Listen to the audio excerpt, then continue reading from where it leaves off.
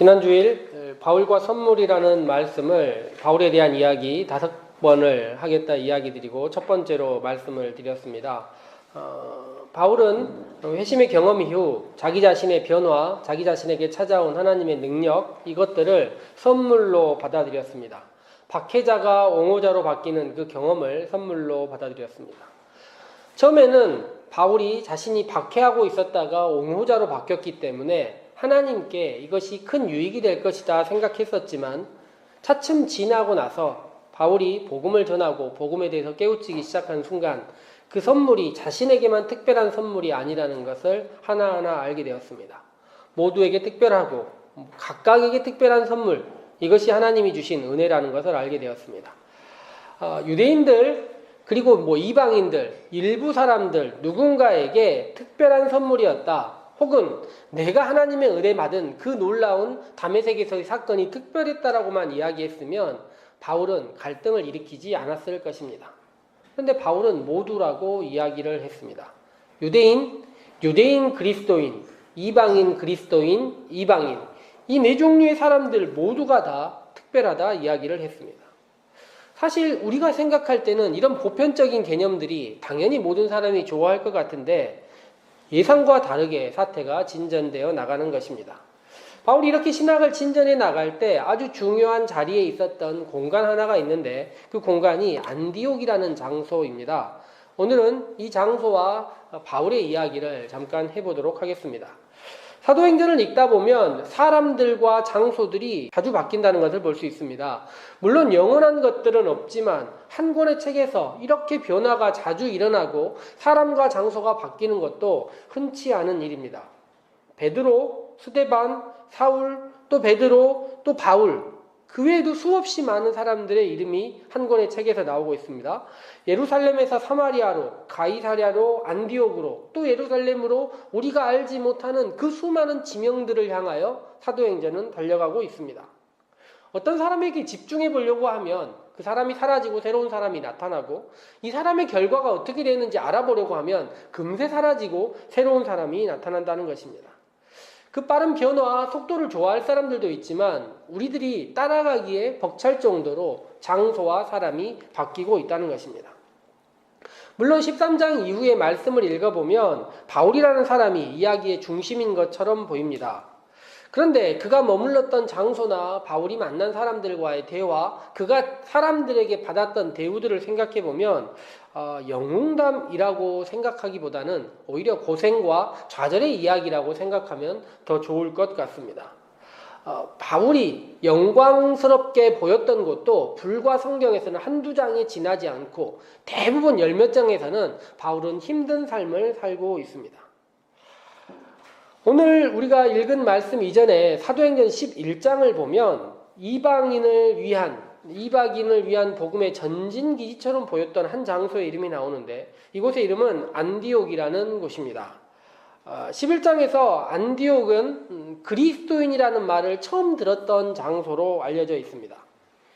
사도행전 전반에 예루살렘의 교회가 굉장히 부흥하고 많은 사람들을 포용하고 있었던 그 잠시의 시간 이후로 박해의 시간들이 나오고 유대교에 굉장히 친화적이거나 온건한 그리스도인들 일부만 남겨놓고 변화를 요구하던 많은 사람들은 다 예루살렘을 떠나게 됩니다. 스데반과 비슷한 생각을 가졌던 사람들 혹은 성전에 대해서 약간이라도 딴 생각을 품었던 사람들, 전통에 대해서 변화와 단절을 요구하던 모든 사람들은 더 이상 예루살렘에 거주할 수 없게 되었습니다. 스데반 사건 이후로 초기 기독교는 신앙과 자신들의 전통이 어떻게 함께 양립할 수 있을 것인가에 대해서 고민하기 시작한 것입니다. 그들은 이미 나라의 멸망, 바벨론 시절에 멸망했을 때 한 번 정도 다 전 국민이 모든 민족이 흩어져 본 경험이 있는 사람들입니다. 구약의 흩어짐은 제국에 의한 흩어짐이었다면 사도행전 초반에 나와 있었던 그 흩어짐은 그 뿌려짐은 자신들의 신앙으로 인한 떠남이었다 말할 수 있겠습니다.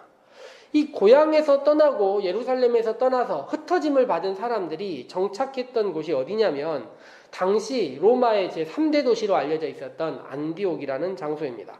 이 거대한 도시는 익명성이 보장되고 또 수없이 많은 인프라가 있고 또 유대인들의 일정 정도의 공간들이 허락돼 있어서 아마 도망가고 흩어졌던 유대인들이 머물기 좋았던 장소였던 것 같습니다. 그곳에서 처음으로 기독교 신앙을 가진 유대인들은 그리스도인이라는 이름을 부여받게 됩니다. 처음에는 그 이름이 비록 비하의 이름이었다 치지만 이름을 가지고 있다는 이 파괴력은 굉장한 것입니다. 왜냐하면 더 이상 유대인으로 불리는 것이 아니라 그리스도인들 이렇게 불리기 시작했기 때문입니다. 그 새로운 이름을 가진 그 사람들은 이름만이 아니라 새로운 조직도 만들어냈습니다. 13장 우리가 읽은 첫 번째 구절을 보면 이 안디옥 교회에 두 종류의 사람이 있었다고 나오는데 예언자와 교사라는 구약 성경에 흔히 볼 수 없었던 무엇인가 새로운 공동체를 위한 조직들과 안에 있는 구성원들이 만들어지기 시작한 것입니다. 세술은 세 부대라고 했죠. 이와 마찬가지로 새로운 신앙에 필요한 예언자와 새로운 신앙을 가르쳐줄 교사들을 안디옥 교회는 그리스도인이라는 이름과 함께 가지고 있었던 것입니다. 그리고 이 두 가지 형태를 한 몸에 가지고 있었던 사람들이 나타났는데 그들이 사도라는 사람들이었던 것입니다. 신학적인 구조도 만들어지고 조직도 형성되고 기독교 신앙에 대한 교육도 있었다는 것입니다.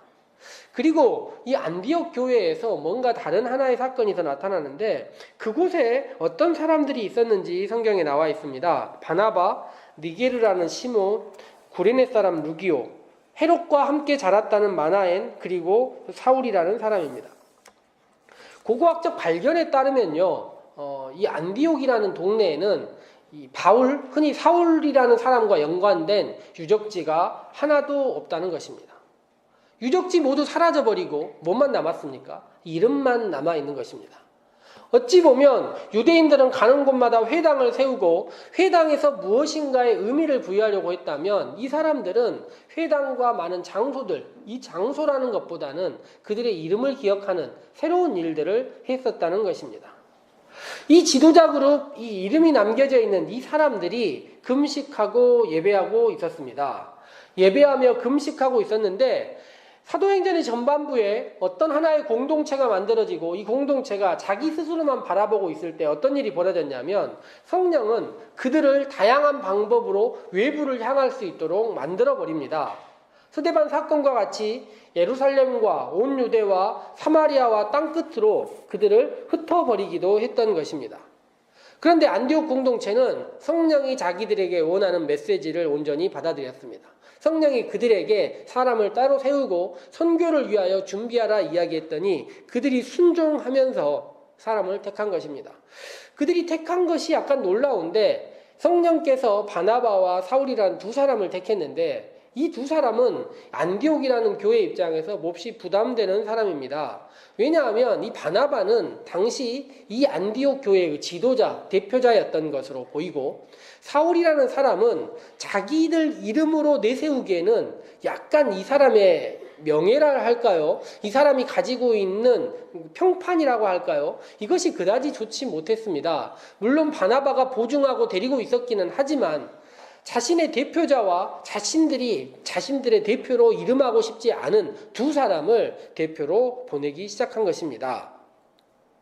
그들이 유일하게 한 가지 보내면서 안정을 취했던 한 가지는 무엇이냐면 그들이 처음으로 선교를 위한 장소를 보냈을 때 이 바나바의 고향으로 흔히 알려져 있는 한 사람의 고향으로 알려져 있는 구브로라는 장소로 바울과 바나바와 바울을 그곳으로 보내기 시작했던 것입니다. 처음에는 자신의 고향이라 생각하고 바나바가 그곳을 갔었겠지만 가보고 복음을 전하다 보면 그 장소가 익숙한 장소가 되지 못합니다.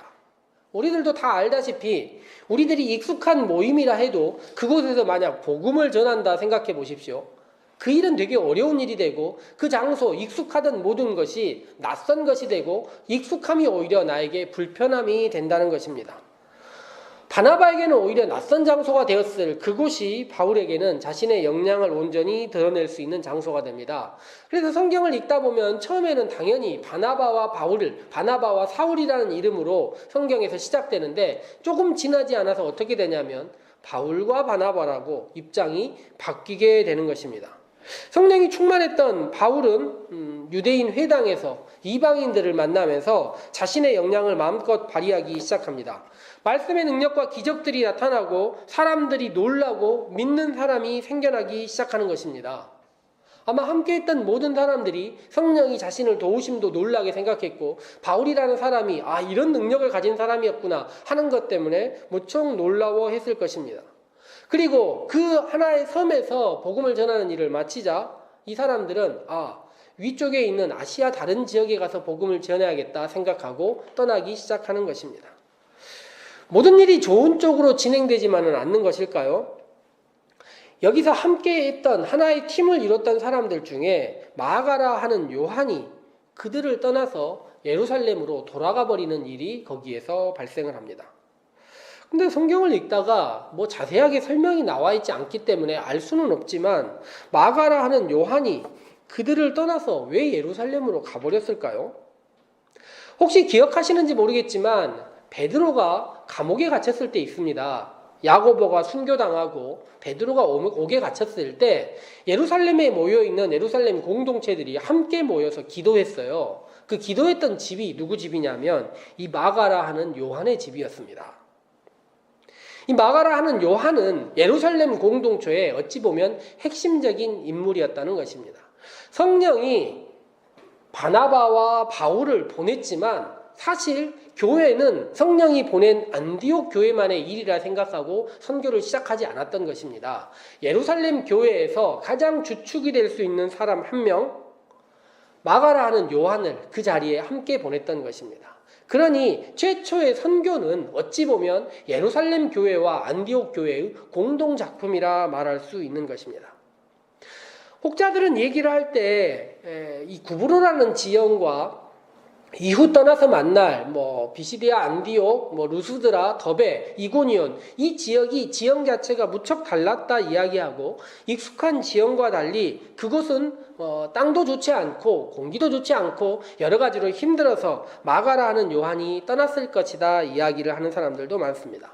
근데 저는 성경을 쭉 읽어보면서 드는 느낌은 지형보다 더 힘든 것이 이 바울이 아니었을까 하는 생각을 해보는 것입니다. 바울은 참 옹호받기 어려운 스타일의 상대를 어떻게 보면 갑자기 분노하게 만들 수 있는 그런 언변을 가지고 있는 그런 사람이었던 것으로 보입니다. 이 사람은 게다가 고마움에 대한 표시도 웬만해서는 하지 않아요. 자신을 감옥에 있을 때 그렇게 도왔던 빌립보 교회가 있습니다. 근데 이 빌립보 교회하고 편지를 주고받으면서 빌립보 교회가 엄청 많이 도와준 것 같아요. 그런데 뭐라고 얘기를 했냐면 하나님이 내 필요를 다 채워주신다고 이렇게 얘기를 할 정도입니다. 고맙다라는 말을 웬만해서는 하지 않고 그런 관계로 사람들과 지냈던 사람으로 보입니다. 이것을 조금 이따 보면 알 수 있는 것이 바울이 마가라는 요한이 떠난 다음에 버가, 비시디아, 안디옥, 이고니온, 루스드라 오늘 주보 앞면에 나와 있는 이 루스드라라는 장소까지 가서 여러 곳에서 복음을 전하고 있습니다. 그런데 이후의 과정을 보면 굉장히 힘든 일들이 많이 나오고 거친 일들이 많이 벌어진 다음에 바울이 돌에 맞기도 하는 것입니다. 그런데 참 이상한 일이 두 사람이 함께 선교를 다니고 있었는데 이런 힘들고 어려운 일은 바울만 당하는 거예요. 바나바는 그런 어려움에 처하지 않습니다. 돌에 맞아도 바울만 맞고요. 어려움을 당해도 바울만 그런 일을 당하는 것입니다. 저는 이거 읽으면서 되게 놀랍다 생각하는 것이 복음을 전하는 예수님에 대한 이야기를 전하는 것이 그렇게 불만이었다면 함께 고통을 당해야 되는 것 아닙니까? 왜 맨날 바울만 이런 일을 당하고 있었을까요? 처음에 이야기 드렸지만 바울의 그 생각 때문입니다. 유대인 그리스도인, 이방인 그리스도인, 이방인 이 넷 다 특별하고 다 하나님께서 사랑한다 이야기를 했던 것. 이 평등한 관점이 사람들을 분노하게 한 것입니다. 바나바는 자신이 사랑이 많고 사람들에게 관대하고 아픔이 있는 상처 있는 사람들을 싸매는 일까지 잘했지만 이것을 자신의 특별함으로 받아들였던 것 같습니다. 그러니 특별한 사람이 특별한 누구를 향하여 사랑의 손길을 내미는 것 이거 가지고는 돌맞을 일이 아니라는 것입니다. 당시 시대에 모두가 평등하게 사랑받고 있다. 이 말이 사람들을 분노하게 했다는 것입니다. 이것은 우리나라 같이 조선시대와 같이 인구의 30-40%가 노비였던 사회만 생각해봐도 알 수 있습니다. 그와 같은 시절에 누군가가 와서 다 똑같다, 평등하다 이야기를 한다면 당연히 감옥에 갈 수밖에 없는 그런 일들 아니겠습니까? 이와 마찬가지로 시대를 넘어서는 어떤 이야기를 했기 때문에 바울이 어려움을 겪었던 것 같습니다. 그리고 이 갈등들이 반복되었는데 성경을 읽다 보면 사도행전 15장에서 바울과 바나바가 예루살렘 교회에 갔던 이야기가 나옵니다. 그곳에 갔을 때 안디옥의 몇몇 사람들이 찾아와서 이런 이야기를 해요. 이방인 그리스도인들에게 니네가 구원받았다 생각하지만 할례 받지 않으면 구원받지 못한다, 이렇게 이야기를 하는 것입니다.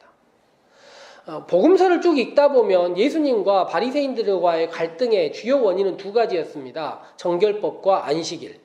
유대인은 모든 사람들은 할례를 받았었고 그들의 일상에서 문제가 되는 것은 두 가지였습니다. 안식일에 어떤 일을 할 것이냐, 정결법, 손을 씻는 문제 때문에 싸운 것입니다. 그때 예수님이 뭐라고 이야기를 했습니까? 사람이 안식일을 위하여 있는 것이 아니고 안식일이 사람을 위하여 있는 것이다. 이 이야기 다음에 사람들이 예수님을 죽이려고 했습니다. 혹시 생각나십니까? 마가복음 7장에서 정결법 논쟁이 벌어졌을 때 예수님이 이렇게 이야기합니다. 밖에서 들어가는 것이 사람을 더럽게 하지 못한다 말이에요. 이렇게 말입니다. 바울은 뭐라고 이야기를 하냐면 로마서에서 할례는 마음에 할 것이다, 이렇게 얘기를 해버립니다. 이런 이야기를 하는 사람, 이런 사람과 어떻게 같이 다닐 수 있겠습니까? 이런 과감성이 주위에 있는 사람들, 유대인들과도 힘들지만 함께 선교하는 사람들에게도 여간 어려운 일이 아니었을 것 같습니다. 게다가 바울은 나중에 성경을 읽다 보면 이런 사람들에게 애써 설명하려고도 하지 않아요. 너희들 틀렸다라고 말해버립니다. 그러니 함께 지내는 것이 마땅치 않은 일이었습니다. 처음에 있는 사람들이 다른 사람들에게 애써 변명하고 그런 의도가 아니라고 말하고 바울에게 설득해 보려고 하지만 바울은 쉽게 경계를 넘어서고 선을 넘어서는 사람이었다는 것입니다. 이전과 전혀 다른 방식의 선교, 이전과 전혀 다른 방식의 복음 이해, 그렇지만 그곳에서 나타나는 능력들, 이것이 새로운 방식의 선교였고 바울은 그 선교를 위하여 부름받았다 생각했던 것입니다. 바울은 오늘 성경 우리가 두 번째 읽은 단락을 보면 첫 번째 단락이 끝나고 두 번째 단락이 시작될 때 예루살렘 교회에서 어려움이 있었지만 안디옥이라는 하나의 지형에 대해서 예루살렘 교회가 어찌 보면 예외처럼 허락을 해주는 이야기가 나옵니다. 사도행전 15장에서 바울과 바나바는 선교에서의 어려움이 있었지만 공동의 적 예루살렘의 원로들 앞에서 함께 뭉쳐서 문제를 해결해 나가기 위하여 노력합니다.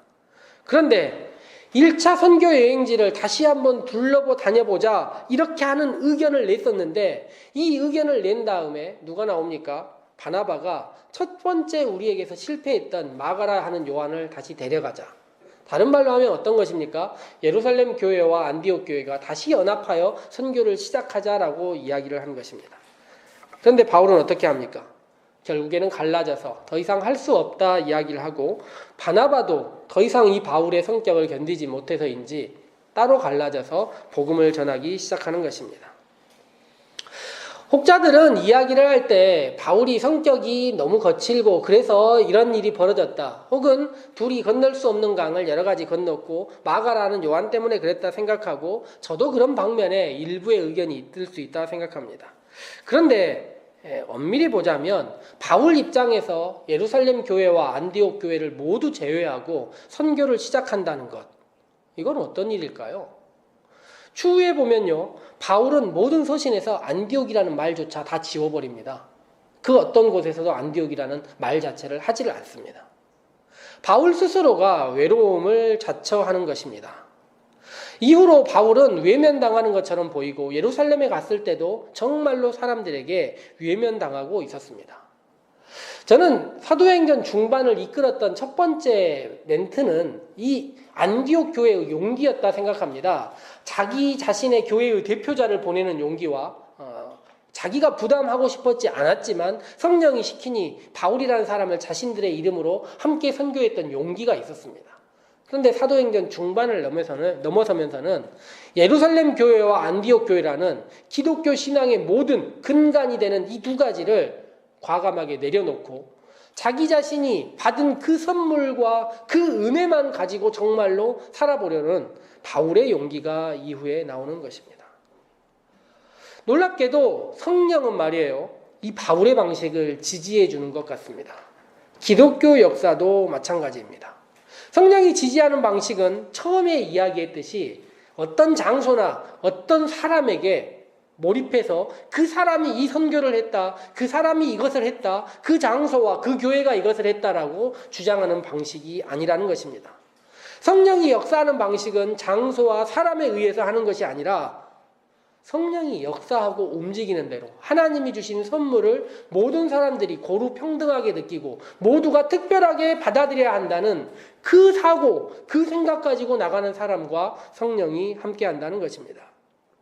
그래서 이후의 이야기를 보면 바울은 가는 곳마다 공동체를 만들고 그 안에서 믿음과 올바른 삶을 요구하는 신앙의 이야기를 하지만 사람에 의지하지 않고 그 교회들, 자신이 세운 교회들마저도 의지하지 않고 지나가고 그 교회들마저 자신을 의지하지 않고 오직 그리스도만을 의지하게 만들도록 훈련시키고 단련시켜 나갔던 것입니다. 그런 면에서 보자면 사람과 장소가 별반 중요하지 않다 여겨지다 바울마저 사라져버리는 사도행전의 방식은 바울의 신앙관과 바울의 삶과 정확하게 일치한다 말할 수 있겠습니다. 우리가 살아가는 시대들도 변화하는 매체들 각각의 삶이 파편화되는 이 현재의 모습들을 보면 먼 곳에서 그림만으로 놓고 보자면 사도행전에서 이 바울이 살았던 모습들, 장소와 사람에 의지하지 않고 살아가고 있는 그 시대와 어찌 보면 유사하게 닮아 있는 것처럼 보일 수도 있겠습니다. 고립되어 있는 듯한 우리의 삶들 말입니다. 그렇지만 지금이야 사회적 상황이 그렇지만 2000년 전에 이런 삶을 의도적으로 살아내기 위하여 노력했던 바울을 기억하고 그 삶 또한 한번 기억했으면 좋겠습니다. 그리하여 사람과 장소를 의지하지 않고 그와 함께했던 성령만을 의지했던 바울을 우리도 한번 기억했으면 좋겠습니다. 그리고 우리의 신앙의 역사를 기억하고 약간은 어렵지만 사실은 조금은 두렵지만 우리의 삶에서도 타인과 이 시대를 살아가는 다른 사람들과 다르게 살아가는 장소와 사람을 의지하지 않고 오로지 주님만을 의지하고 살아가겠다. 주님만이 우리의 믿음의 모든 것이다. 주님만을 의지하고 주님만을 두려워하고 살겠다라고 다짐하는 우리의 삶, 이것도 다시 한번 생각해 보았으면 좋겠습니다. 성령께서 바울을 도우셔서 사도행전의 이야기를 만들어내셨듯이 오늘 우리가 그렇게 살아가고 매일매일을 성실하게 살아가는 우리 살림의 성도들을 성령께서 도우실 것입니다. 함께 기도하도록 하겠습니다.